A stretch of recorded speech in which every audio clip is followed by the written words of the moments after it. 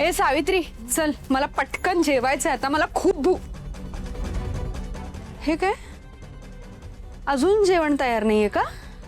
का कुठे टाइमपास करत होतीस तू? तुला अक्कल नाहीये का ग तुला? आ बाहेर पूजा सुरू आहे, अजून प्रसाद रेडी नाही. नाही, किमान आता हे जेवण तयार असतं तर नैवेद्य दाखवून मी सुद्धा जेवण घेतलं असतं. मला भूक लागली, बाहेरून आलीये मी, एवढं कळत नाही का ग बेसिक? कुठे काम चुकारपणा करत होतीस तू? थोडा प्रॉब्लेम झाला होता. काय? ते काय झालं, कुकरचा ब्लास्ट झाला होता ना, तर सगळा पसारा झाला आणि तो आवरण्यात वेळ गेला, त्यामुळे जेवणाला उशीर झाला. काय? कुकरचा ब्लास्ट? हो. या घरात ना कधी काय कसं घडतं ना मला काही कळत नाही. आणि एक मिनिट, तू ना पुढचं जास्त बोलूच नकोस.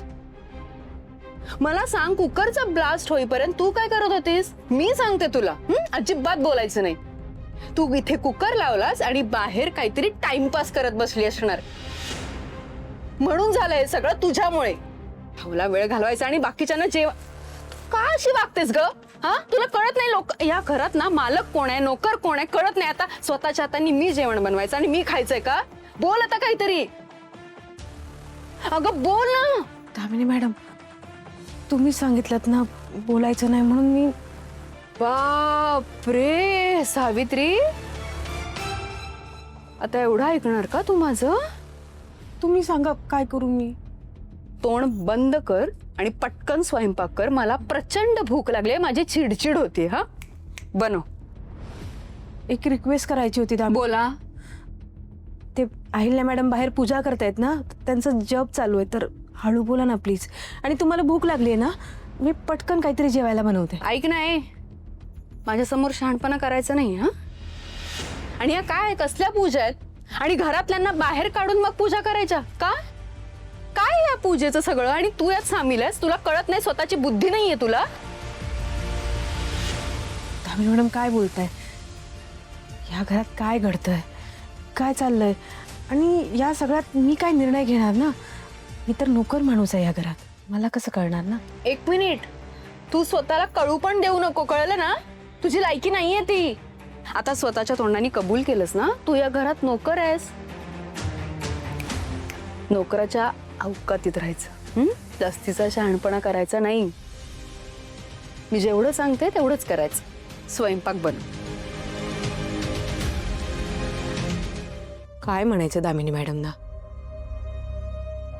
आदित्य बाबांच्या एवढ्या जीवावर मोठं संकट आलंय, तरी यांना खायचंच सुचतंय. हो, करेक्ट आहे. मला फक्त खायचं सुचतं. हा, दामिनी मॅडम, मी तुम्हाला असं काही बोलले नाहीये. हो, मनात कोण बोलला आता? मनात बोललेलं तुम्हाला सगळं कळतं? हो, तू मनात बोललीस ना, यांना फक्त खायचंच सुचतं. हो, मला मनातलं ऐकू येतं. जेवण बनव, मला भूक लागली. बावळट, नुसता टाइमपास सुरू असतो. काम चुकार कुठली ही आणि ती पारू, दोघी सुद्धा काम चुकार आहेत.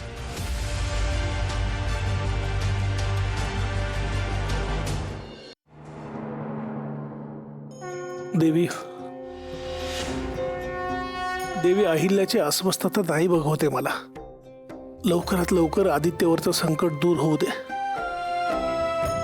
आणि फक्त आदित्यवरच नाही, या घरावरचं संकट दूर होऊ दे. कृपा कर देवी, कृपा कर.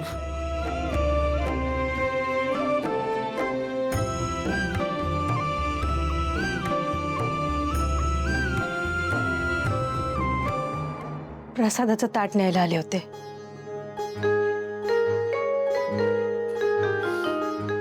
मी आहे बाहेर.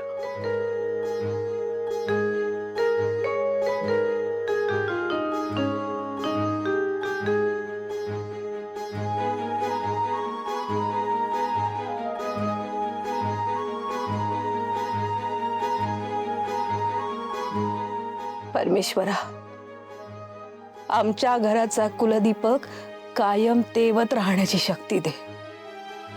आदित्य बाबांवर आलेली सगळी संकट दूर होऊ दे. खूप कष्टानं उभं राहिले रे आमचं घर. तुला माहिती आहे ना, या घरातली सगळी माणसं चांगली आहेत. प्रेमाच्या नात्याने एकमेकांशी बांधलेली आहे. आयुष्य जर एका रेषेत चाललं ना तर त्याला रस राहणार नाही. म्हणून आनंद हवा, दुःख हवं, संकट पण हवीतच की. पण किती संकट देणार आहेत अजून? इतकी जर संकट एकत्र आली ना तर आमचं घर उद्ध्वस्त होऊन जाईल. थांबव नाही संकट. माझे आदित्य बाबा या घराचा कणा आहेत. त्यांना जिवंत ठेव, त्यांना सुखरूप ठेव.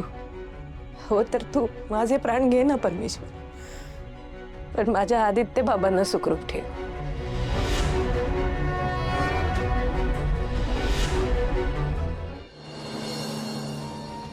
श्रीकांत सर, काय ग सावित्री? आदित्य बाबांची दृष्ट काढायला आले.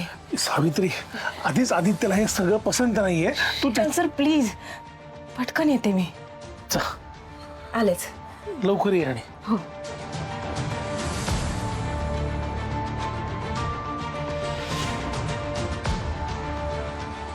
आदित्य बाबा,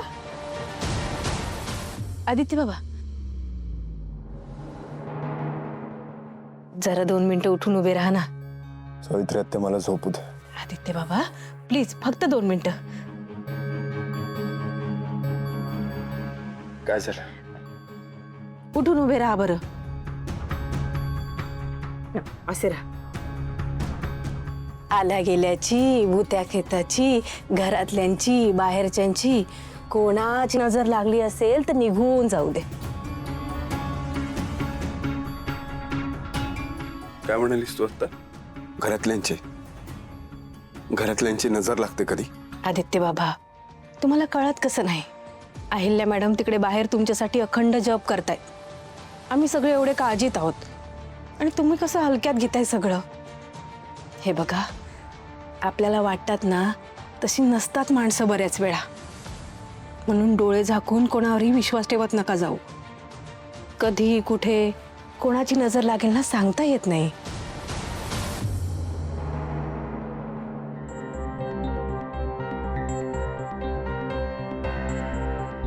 सावित्री आत्या, मला कळते तुझी काळजी. गोष्ट कळत नाहीये ती म्हणजे तूच तर मला लहानाचं मोठं केलंयस ना. तुझ्याच तर खांद्यावर वाढलो आम्ही. मग तुझ्यासारखी आईसारखी इतकी भरभक्कम आदिशक्ती आमच्या पाठीशी असताना काय होणार आहे आम्हाला? काय होणार आहे मला?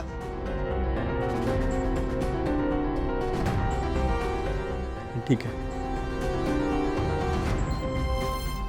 नाही येणार. तुमच्या श्रद्धेच्या आड नाही येणार.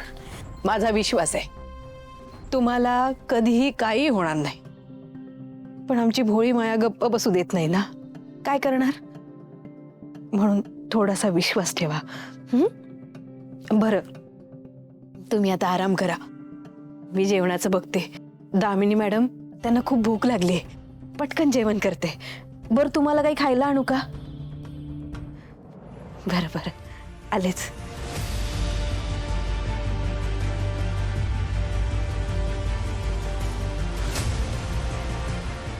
माझ्या घरचे किती प्रेम करतात माझ्यावर. सगळ्यांना किती काळजी लागली आहे माझी. माझ्यावरच्या प्रेमापोटीच सगळे पॅनिक होतात.